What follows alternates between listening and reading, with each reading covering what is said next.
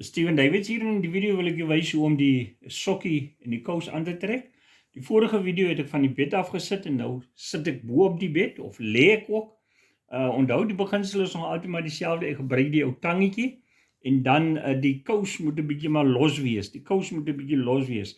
In die geval gaan dit net baie makliker as jy bo op die bed sit en miskien jou been oplig. Jy sit dit natuurlik daarso af. Met die ou tangetjie, braai tangetjie, en dan lig ek hom net op. Lig hom net op. En dan, kyk, dis nou 4 weke na die tyd. So my been kan gemaklik buig, né? My been kan gemaklik buig en so ek trek hom aan. Wat ek ook kan doen is, wat ek gedoen het toe my been nie so goed kon buig nie, was toe ek hom maar getrek met die ou tangetjie. Maar ek is nou 4 weke na die tyd. So, en dan ook om die kous uit te trek is net so maklik.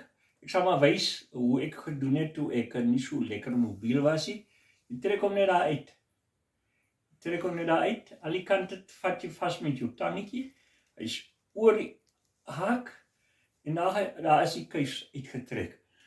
Dit is die siekbeen, geopereerde been. Die been wat mos nou gesond is, baie maklik. Jy buig hom net op en dan trek jy dit aan.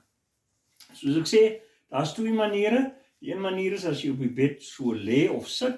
Die ander manier is as jy op been afhang. Dit lyk my om te sit en te lê op die bed is baie makliker. Thank you very much for watching this video. We love constructive comments and criticism. Please like and share this video and please subscribe.